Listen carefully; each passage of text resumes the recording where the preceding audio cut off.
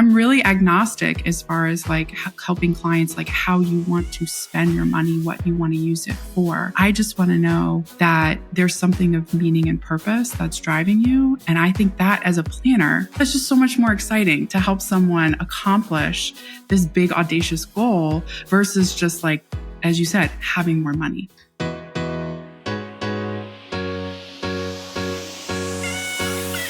Welcome to Knowing Me, Knowing You, the podcast for the future of wealth management. Thanks for being here. I'm Marla Sofer. Money is a tool. It empowers people. Let's dive into how technology is personalizing advice, strengthening connections, and creating lasting impact. If you're an advisor looking to differentiate, a fintech leader shaping the next wave, or a client ready to take control of your financial future, you're in the right place. Let's get started.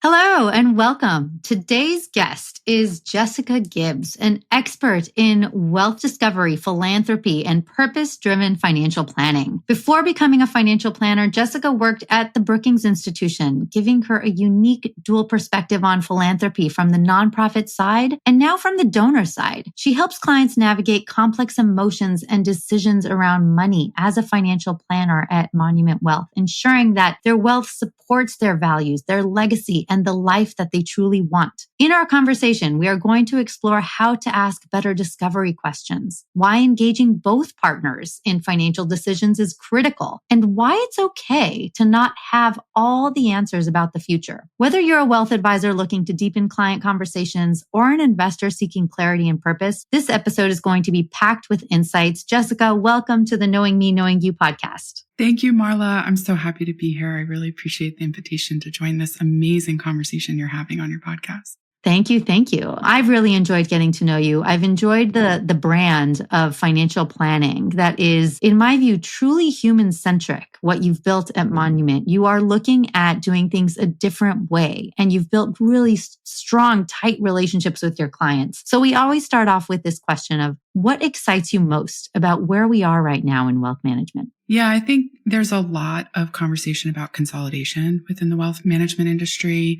There's a lot of firms that are being acquired or being absorbed. And I think this is often viewed as a bad thing. But for me, I see it as an opportunity, kind of to what you just said. I think being boutique wealth managers who are prioritizing those human relationships, as you said, it's going to be more rare and more unique and more special, I think, in the industry going forward. So that's where things like our commitment to growing our firm organically and having this high level of customization and high touch service, I think that's going to be more of an outlier. And that's an advantage for us at Monument. I couldn't agree with you more. I think differentiation is going to be the opportunity. Those that can harness this way to differentiate. And there is no other way than being client-centric. You differentiate by getting deeper into what it is that your client needs you to deliver. So I think that's a fabulous point. When we think about discovery, and you've done this for years, you understand how to talk to clients when they're going into their first financial plan. Maybe it's not their first financial plan. Advisors get really comfortable around numbers. Right. And sometimes they get a little bit itchy and uncomfortable when it comes to emotions and experiences. So what are some of your favorite discovery questions that help truly uncover what matters to a client? Yeah, the people we work with are highly motivated by success. So one of my favorite discovery questions is, what does success, quote unquote, look like for you personally and professionally? Or like variations on that could be like, success makes me feel blank. Or beyond the financial element of wealth, like how would you define your prosperity? I think these are things that really help me understand what someone's, vision is and how I can help them get there. I also think that people Monument has worked with, they're highly successful people. They have achieved a lot, but oftentimes they have sacrificed a lot too. They've they've achieved their success at personal cost. So I like to ask them where they feel they've made compromises and where they aren't willing to compromise any longer or in the future, because that helps me understand, again, values, but also their priorities, and lays the discussion for how we can work together in the future, I think, as well, to make sure that there's good alignment there, make sure we can meet their expectations. When you started off with your answer and you said, here's some of the questions we ask. What does success mean? What feeling do you feel about success? What does that look like? Define prosperity. What is kind of the reaction to that from clients? When you ask those questions, are they able to answer? Or do you feel like they need a little bit more prodding or guidance or even permission to say, you're allowed to answer something in a way that's very personal and it doesn't have rules. It's not like, what I think a lot of people answer when we ask them, what are your goals? What is success? They rush to say, oh, I just want more money. I just want to beat the markets. And then they need a little bit more time to process and think about, no, really, why, for what? What is that for? I think you're right that maybe like, what does success look like to you personally and professionally? Maybe that's like a more squishy question. It's more difficult to answer. Maybe one that if someone's having sort of trouble articulating that, like a better entry point maybe for them, maybe if money was irrelevant, how would you spend your time? That's a good one. Yeah, I like that one because I think the answer I often get is related to they want more time. They want more freedom to do what they want back in their life. Again, like they have been hard driving, successful in building a business or building a career. And that means that they've kind of had to make some compromises as far as maybe how they want to spend time with family or maybe what they want to be doing. They don't want to be doing, on the bench type of, work. They want to be more like high level. So some of these things and how people want to spend their time, I think is a really interesting way for people to better see for themselves, like, oh yeah, that's what success looks like to me. That's what wealth gives me the freedom to do, is that if I'm in a certain place where I don't need to be on the ground every day doing this thing that has enabled me to be successful up until this point, what would I be doing? So I think that's often an easier way in for people is thinking about how would you spend your time? I also think like another way to think about it is what are blind spots that you think are unclear for you, or like things that you think that you're missing. I think that could be a way for people to start to identify, like, just help to sort of uncover some of the anxiety that they might be feeling about certain things in their life, because you don't know what you don't know, right? So to kind of say like, hey, I've kind of seen this thing, or I've wondered about this thing. Like, is that something I should be doing? Like, just to vocalize that, I think is a way of kind of lightening that burden a little bit. Once you sort of say things out loud or you see things, then you are taking those first steps in having that clarity of knowing where you want to go and why. I think that's beautiful. When you're talking about what somebody wants to do with your time, you are automatically kicking them into this gear that money's your tool to help you live a better life. It's not your goal. You're kind of forcing them to recognize the for what. What is the money for? And how you spend your time is a very tangible way that they can realize that. They can materialize how their money is meaningful to them. The other one is like impact beyond your time. When it goes kind of into that, I wonder if that ever comes up when you think about how can the impact of your capital align with who you are and what you matter most, what matters most to you. Yeah. I mean, what has it enabled you to do? Whether that is investing in more businesses, whether that is giving of your time and talents and money to causes you care about, whether that is, you value higher education and you're supporting your family and doing that. Like it can mean a lot of things. It's a little strange to say, like, I don't really care what you care about. I just want you to care about something. And I can help you then work towards that. I'm really agnostic as far as like helping clients, like how you want to spend your money, what you want to use it for. I just want to know that there's something of meaning and purpose that's driving you. And I think that as a planner, that's just so much more exciting to help someone accomplish this big audacious goal versus just like, as you said, having more money. Yeah.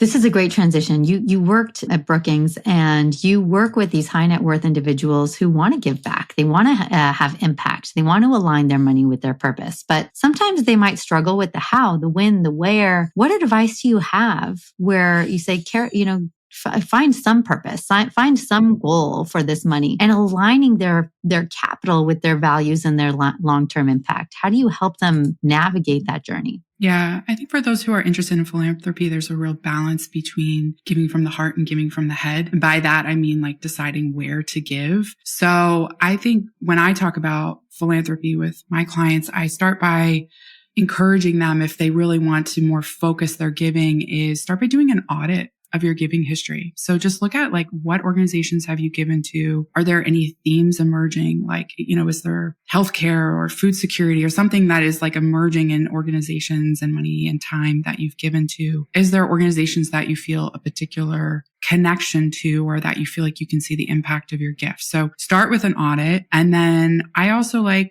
encourage people to ask themselves, a few questions, things like, what is the most satisfying part of giving to me? Do you see yourself as a donor, a funder, or a philanthropist? And I think you can interpret that a few different ways. For me personally, I see that as like a donor is someone who's supporting an existing cause. A funder is someone who is finding causes that need seed funding. They need that little start of momentum in order to attract more donors. And a philanthropist to me means someone who's spending a significant amount of their time giving to charity. They're spending their talents as well. So, where do you kind of see yourselves in those three buckets? I think you can also think about, are there experiences in my life that I had that I want to make available to other people? If you could solve any problem, what would that be and why? And then lastly, what are the values that inform your giving? So to give an example, I'll just answer that question for me personally. I'm a mom to 2 young children. Little things that help improve my daily life, make things easier for me, are really valuable to me right now. So when I became a mom, I saw the price of a box of diapers. It's easily $50. I thought, I cannot imagine being in a place where you're trying to figure out how to provide diapers or wipes or formula for your kids. So I just started giving to the diaper bank, in my local city, because that to me was a simple problem that I could see being a real challenge, but a real solution. So that's what I mean about like, what is it that you value? It can be on a really micro personal level. And then you can think about how to extend that into your giving. Yeah, that's beautiful. And I love your story, how you kind of aligned it to, here's what I was going through in my own life. When I was raising young kids, I recognized how important that was. So one of the things that a lot of people struggle with, me included, is that money is shared. You've got 2 people that come together in a family most of the time. When you think about their financial responsibilities and relationship with money, both partners aren't always equally engaged. They aren't always in line in the way that they are defining this purpose and this idea of what they want money to help them achieve. How do you help navigate relationship with wealth in partnerships? And why is it so important that this comes out really clearly and effectively in the financial planning conversations you have? Yeah, I totally get it. In any partnership, there is division of labor. It happens. But I think deferring important financial decisions to your spouse or to your partner is a mistake. I think you need to know where your money is, and you need to be involved in all of your household money decisions. And for me, it comes down to a few reasons. So transparency of information. You need to understand your assets, what's happening with them, so that you don't get caught off guard in the event of divorce, death, or incapacitation. You need to be rowing in the same direction. I love that phrase. You and your partner, you should be aligned on your goals and the decisions that are going to need to support you in accomplishing those goals. I think also understanding your risk tolerance is really important. You may have a totally different risk tolerance than your partner. And consequently, you may be more or less comfortable with certain long-term investments. So, that's really important. And then lastly, I'll borrow this phrase from my parents, 2 heads are better than one. They say it all the time. I think you see a problem differently than your partner, and your distinct perspective is going to be a huge value add when you're trying to answer the most difficult, what if questions that come up. What if financial planning wasn't just about numbers, but about you, your values, your goals, your vision for the future? Nomi is transforming client discovery for wealth managers, going beyond assets and risk scores to uncover what truly matters. With behavioral insights and real-time data, Nomi helps advisors personalize advice, build deeper connections, and grow their businesses. Because the best financial decisions start with knowing you. Discover the future of client engagement at nomi.com.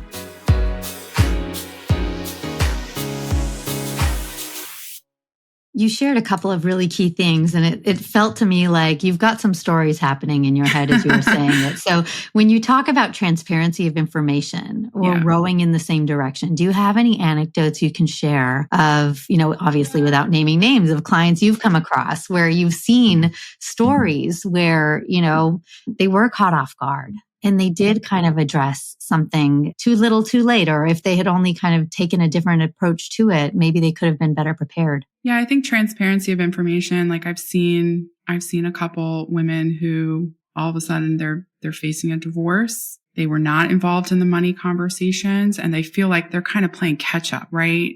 Throughout divorce negotiations, I'm sure they felt that way. But then afterwards, as they're trying to figure out, like, what do I do? And yes, as a couple, we maybe had a relationship with this firm, but like, I don't feel a personal connection there because I haven't included myself in these conversations. And so that's where for me, I've been with Monument for 10 years now. I am always really kind of making sure that I'm putting forward, I love you both to attend this meeting, this discovery meeting. Like, I want to meet you both. And I want to make sure I'm making eye contact with both members of the couple. I'm making sure that in a discovery meeting, I'm opening space if I'm noticing one partner is really kind of talking a lot about goals and the other partner's not saying much. That to me says there's something going on in their head and I want to know more. So it's been through examples like women who have gone through a divorce and are kind of in that unfortunately stereotypical position of not being as strong off as competent in their new life from a financial standpoint.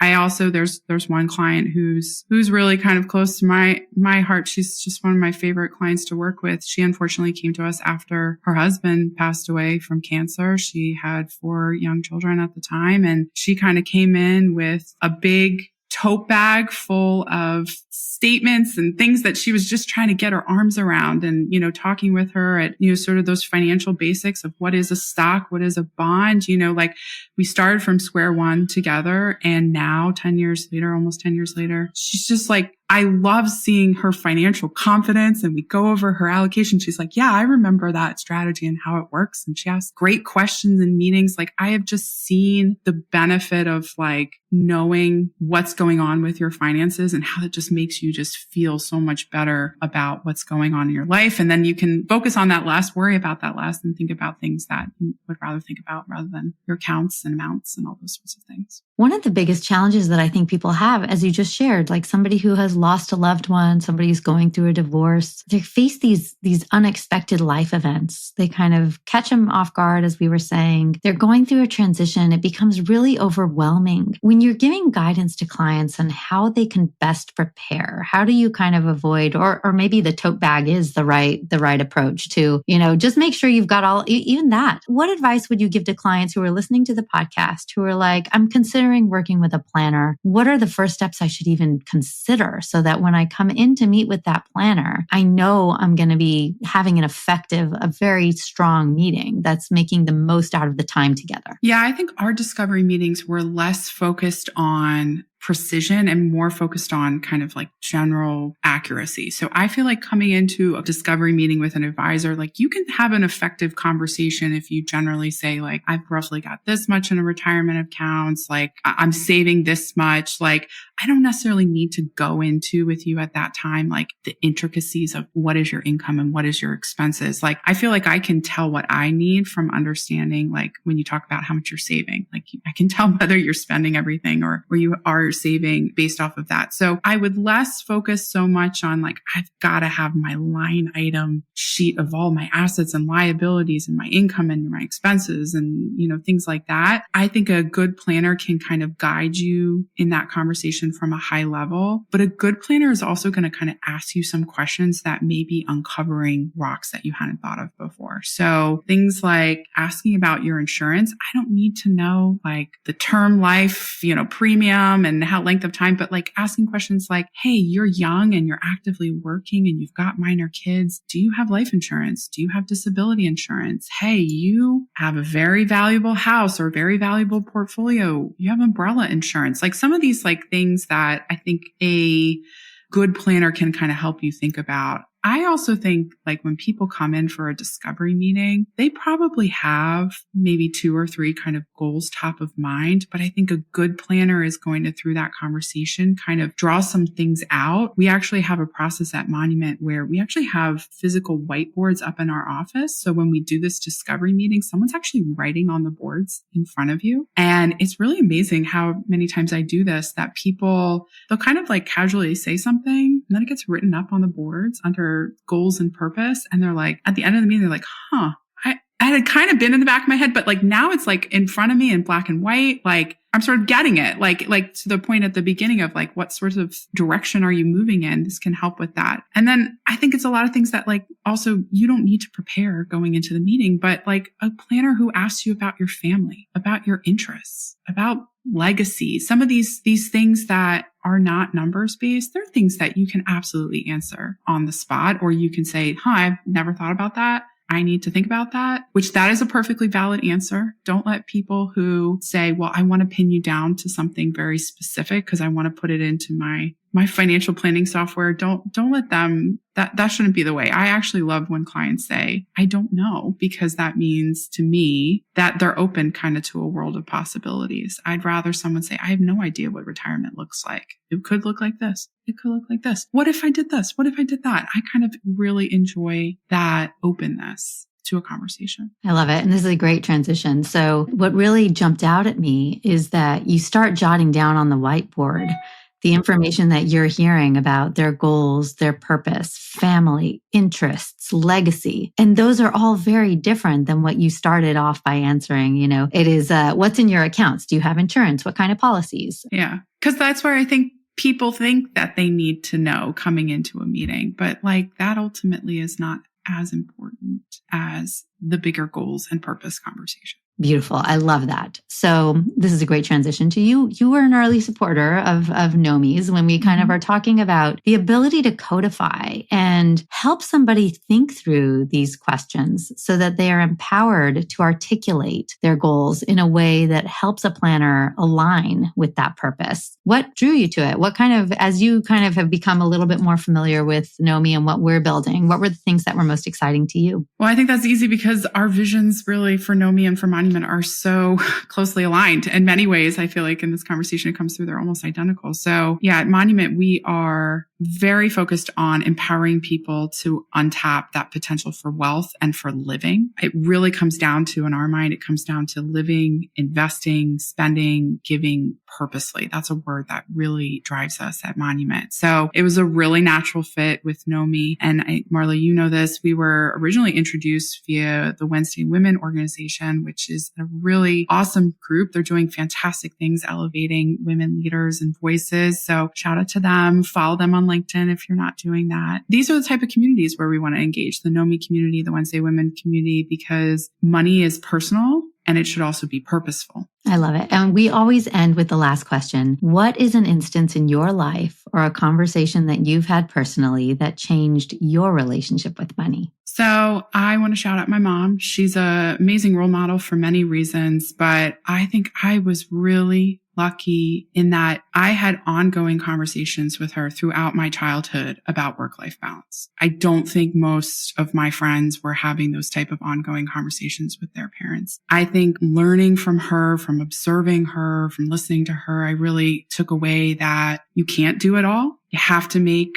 some decisions on what it is that you personally value, what you want your life to look like. And that can mean making some professional choices. So for her, she chose to pursue general pediatrics versus a pediatric specialty because she wanted to be able to be home when we got home from school and take us to all of our various afternoon activities. So for her, she talked about being present as a mom as well as having your own career. And so that really stuck with me. And related to career, she really taught me the importance of having your own money and your own way to make income, and showed me the value in having a career that's yours and that is personally fulfilling for you, as well as the financial benefits for that. So that was something that has always stuck with me, and it's really greatly informed the professional decisions that I made for myself and in my personal life as well. I didn't know where that one was going to go in the beginning, but I love that you talked about, first you talked about work-life balance, and then you said your mom's in general pediatrics. And I